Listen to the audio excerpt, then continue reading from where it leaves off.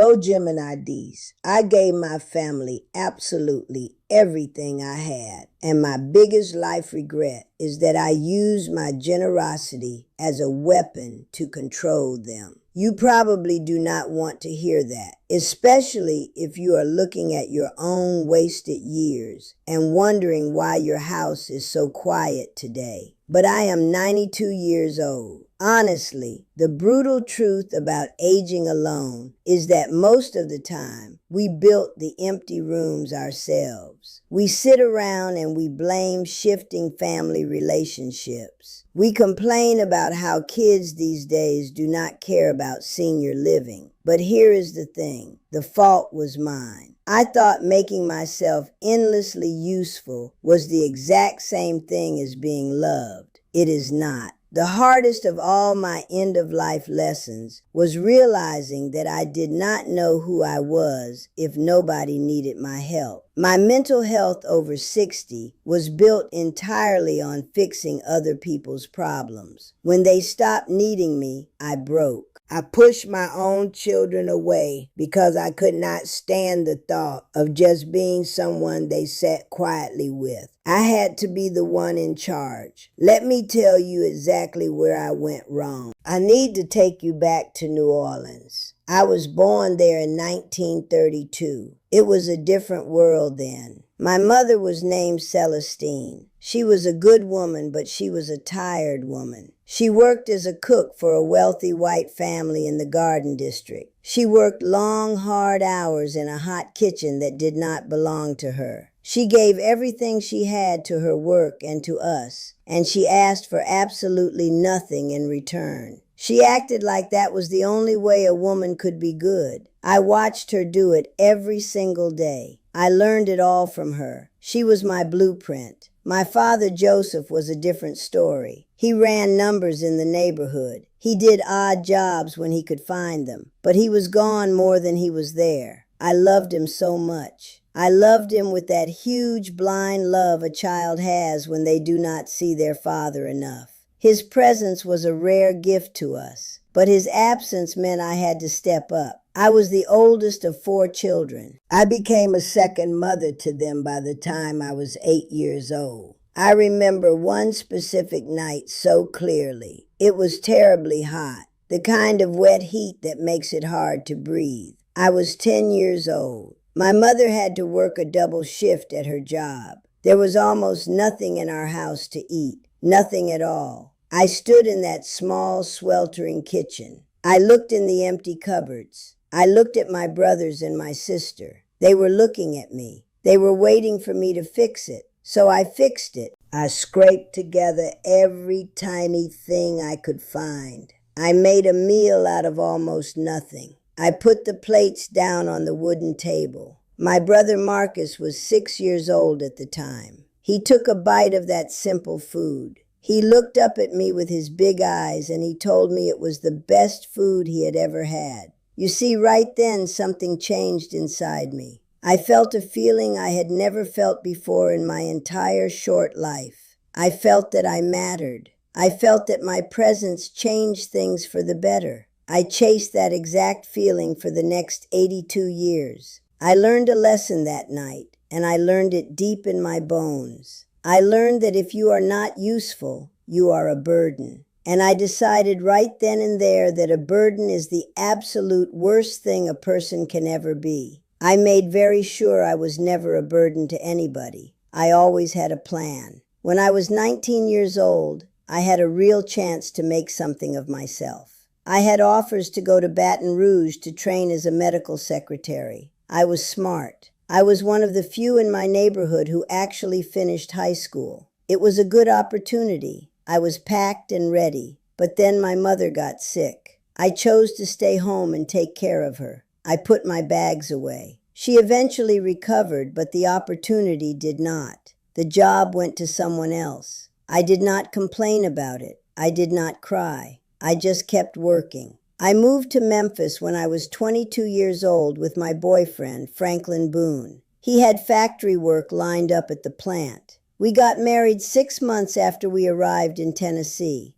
I worked as a domestic cleaner for 3 years before stopping when my first child, Calvin, came along. Later on, when I was in my 40s, I got a job working as a lunch aide at the elementary school. I worked there for 14 solid years. Everyone in that school called me Miss Mari. I was the lady who knew everyone. I brought extra food in my own bag for the children who did not have enough to eat at home. I was the one who fixed things. I was the one people depended on. I am a small, dark brown woman. I am 5 feet and 1 inch tall, and I have always been solid. I have fine wrinkles around my mouth from decades of talking and laughing. My eyes are deep brown and they are still sharp. People tell me I look at them like I already know what they are about to say. I always keep an apron nearby, even now when I am not cooking, just out of old habit. I was always ready to serve at a moment's notice. My husband Franklin was a quiet, kind man. He worked at the Firestone plant for 31 years. He was not a very expressive man. He did not talk about his feelings, but he was completely consistent.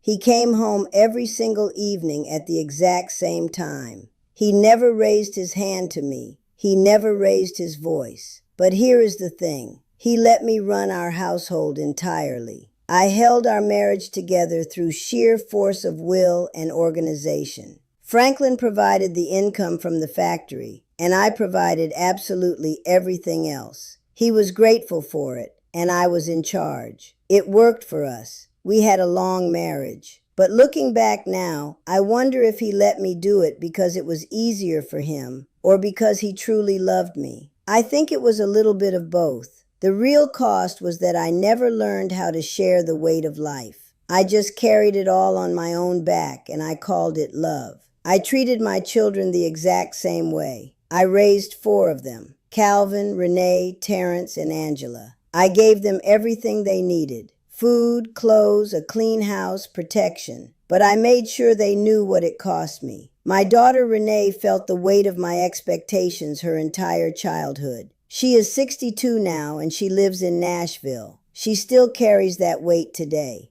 When she was 24, she got a really good job offer in Atlanta. She was excited. She almost took it. I looked right at her in our living room, and I said, "After everything I did for this family, now you want to leave." She looked completely broken. She stayed in Memphis for 4 more years before she finally gathered the courage to move away. Honestly, I do not even remember saying those words to her. I blocked it out completely, but she remembered. I did the same thing with my baby brother Darnell. He was the baby, and I spoiled him. He borrowed money from me twice in the 1980s. He never paid it back. I never asked for it back. He never offered it. But I let that invisible debt sit right there between us for decades. It was a way for me to stay on top. If people owed me, they could not leave me. That was my secret, ugly thought. I gave everything to my church, too. I have been a member of Greater Harvest Missionary Baptist Church for 49 years. I served on the kitchen committee for 22 years. I cooked thousands of meals. I was the funeral reception coordinator. I visited the sick members every single Tuesday for over a decade. I was the woman the pastor called when something needed handling immediately. I prayed every morning at 5 o'clock.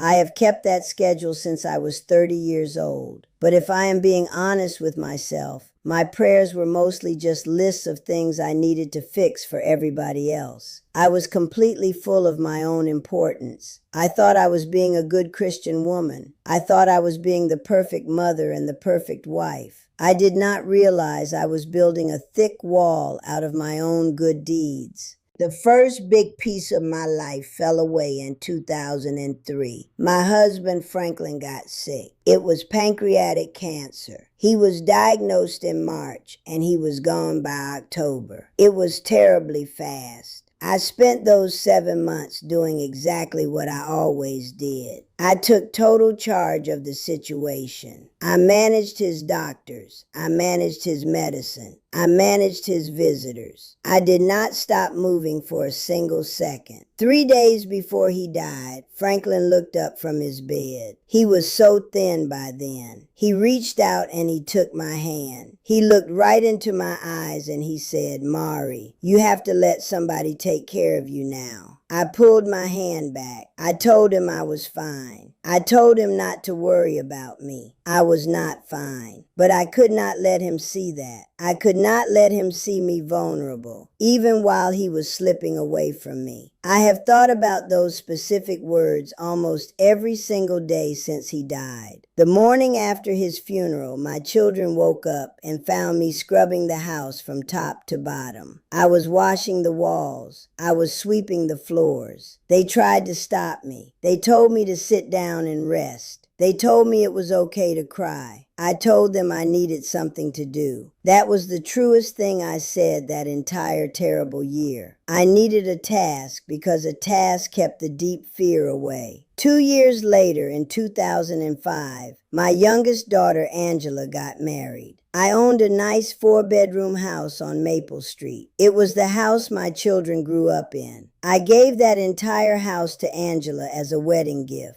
I did not ask my other children, Calvin or Renee or Terrence. I did not talk it over with a single soul. I just handed her the keys. I packed up my things and I moved out. I called it a gift. I still keep a copy of that brass key on my keychain today, even though I have never used it since. Giving away that house cost me my own sense of rootedness. I thought it would make my family see how wonderfully generous I was. I thought they would be amazed by my sacrifice. But it just made Angela feel incredibly guilty. She has felt guilty about taking that house for 18 years. Her husband David is a good man. He is a plumber. He still comes over and shovels my walkway in the winter without being asked, even though I do not live in that house anymore. They try to pay me back with kindness, but I made them carry a debt they never ever asked for. My deep need to be the provider caused terrible trouble with my son Terrence, too.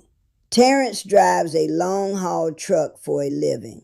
In 2009, he came to me privately. He asked for a loan to buy his own truck. I had the money, so I gave it to him. He paid part of it back over the next few months, but not all of it. And I did what I always did. I went and told the rest of the family all about his business. I complained that he owed me. Terrence found out I was talking behind his back. We had a massive fight. He stood right in front of me, tall and angry, and he said, "Mama, you don't give without strings. You give and then you own the favor." Nobody had ever spoken that truth to my face before. I yelled at him. I called him ungrateful after everything I had done for him. We did not speak to each other for 2 whole years after that. We missed holidays. We missed birthdays. We speak now, but we are very careful around each other.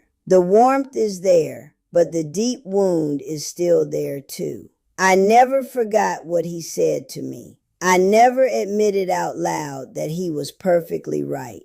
As the years went on, my body finally started slowing down. I started losing weight. My hands are still strong, but I am much thinner now. In 2018, the watch I always wear stopped ticking. It is Franklin's old men's Seiko watch. I have worn it on my left wrist since he passed. When it stopped working, my granddaughter Kezia offered to take it to a jeweler for me to get it fixed. I told her no. I told her the broken watch reminds me that time does not owe you anything. I was getting older, and I was getting angry underneath it all. I was angry that people didn't need me as much as they used to. I used to sit in the front pew at Greater Harvest Church. Now I sit in the third pew from the back. The week the church announced they had a new chair for the kitchen committee without even asking me first,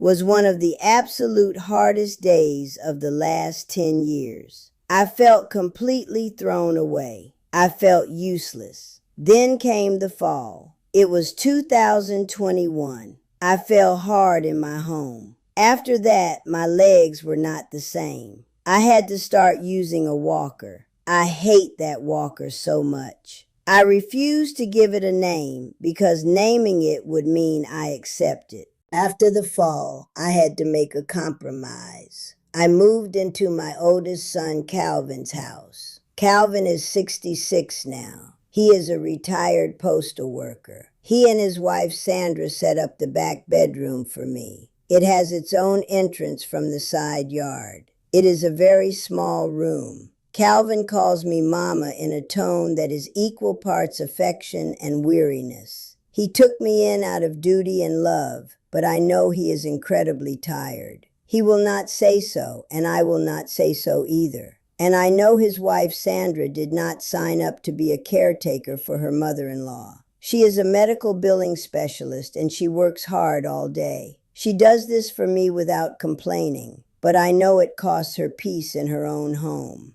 Knowing that is one of my deepest, darkest private shames. I started locking my hair when I was 79, wearing it in silver gray locks. My daughter Renee cried when I did it, but I did not care. Now Angela visits every Thursday just to oil and pin my hair for me. It is our secret language. We do not always talk during it. We just sit. But even with all these people around me, I was drowning inside. Everything finally came apart in January of 2022. I had been living in Calvin's small back room for 3 months. I was going completely out of my mind. Sitting still in that room felt exactly like dying. I had no giant house to run anymore. I had no children to raise. I had no church kitchen to manage. One afternoon when Calvin and Sandra were at work, I went out into Sandra's kitchen. I decided I was going to help. I pulled absolutely everything out of her cabinets. I reorganized all the shelves. I relabeled her food containers with a marker. I spent hours preparing a whole week's worth of meals for them and putting them in the fridge. I did it because I needed desperately to feel useful. I needed my strong hands to do something that mattered.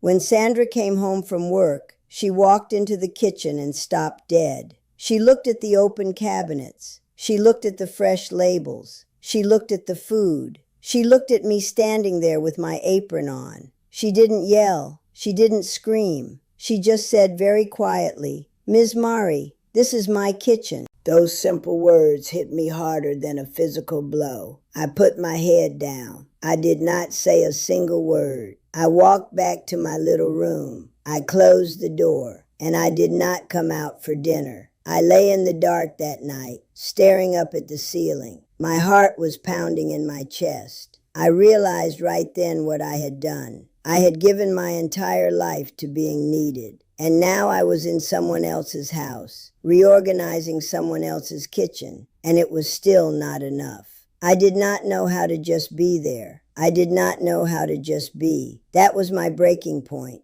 I saw the very ugly truth about myself. I confused being needed with being loved. Giving so much all the time was my way of staying in complete control of my family. It was a wall I built so I never had to be vulnerable and never had to receive anything from anyone. Receiving is so much harder than giving. Receiving means you have to trust that someone loves you for who you are inside, not for the chores you do for them. I had no idea what I was doing. I was 89 years old when I finally understood this, and it absolutely broke me. I felt completely useless, and because I felt useless, I pushed my family away out of pure pride. When my children called, I kept the calls very short. When they asked to visit, I told them I was busy. I spent nearly 3 years mostly alone in that back room. I felt totally humiliated every time they called just to check on my health instead of asking for my advice. I treated their honest worry like it was a deep insult. I thought they pitied me. I withdrew from them completely. In the year 2020, during the pandemic, Renee had written me a beautiful handwritten 4-page letter. In it, she said, "Mama, I want you to know I see how hard you worked. I just also want you to know that sometimes I needed you to just sit down and be my mother, not my manager." I had read it exactly once. I put it away in my blue wooden recipe box. I have not reread it since. I could not face the truth of her words then. I stayed in that dark, lonely place until my granddaughter Kezia showed up. Kezia is 39 and works as a social worker. She came over completely unannounced on a Tuesday afternoon. She walked into my room, sat down in the chair in the corner, and she just stayed. She didn't have an agenda. She didn't have a problem for me to fix. She just sat quietly with me for 4 solid hours. The only sound was the street noise outside. Finally, I looked at her and asked why she was wasting her days staring at an old woman. She looked right back into my eyes. I will never forget what she said to me. She said, "Gran, we're not here because we feel sorry for you. We're here because we love you. There's a difference." I sat there in my chair and I cried. I cried deep, heavy, ugly tears. It was the very first time I had cried in front of another human being in 19 years. I understand it now. I understand that I spent my whole life trying to earn my place on this earth by working myself down to the bone. I thought I had to pay rent for the space I took up in my family's heart. I look at my sister Celeste, who lives down in Baton Rouge. She is 86 now. We talk on the phone on Sundays. She is the only person left who tells me the hard truth without softening it first. A couple of years ago, she told me, "Mari, you love people by doing things for them, but some people just want you to sit down and be with them." I was so mad at her I didn't speak to her for 3 weeks, but she was right. I called her back and I told her she was right.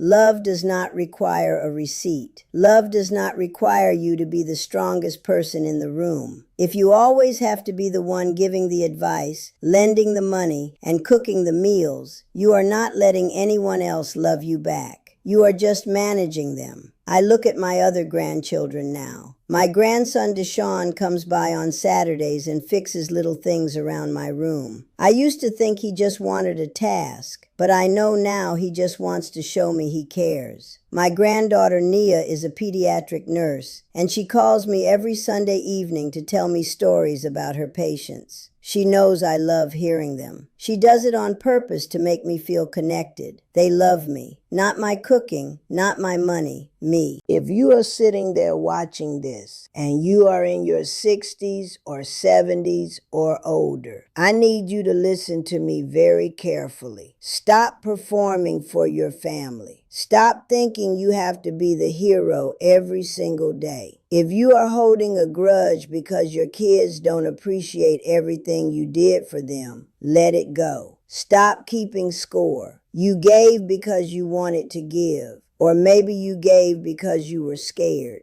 Either way, the debt is completely canceled. If your kids don't call you, pick up the phone today and call them. And when you call them, don't ask them what they need. Don't offer to fix their problems. Just tell them you want to hear their voice. Learn how to sit in a room with the people you love and just be quiet. Learn how to let them pour you a glass of water for once. It feels terrible at first. It feels exactly like weakness. But I promise you, it is the only way to find real peace. You still have time left. Maybe you don't have 20 years left. I know I don't. But today is enough. It is not too late for the next conversation. It is not too late to look at your daughter or your son and say, "I was wrong and I am sorry." I have a photograph of my brother Marcus in his Army uniform sitting on my nightstand right now. It has been sitting there since 1967. The frame has been replaced 3 times, but the photo has not.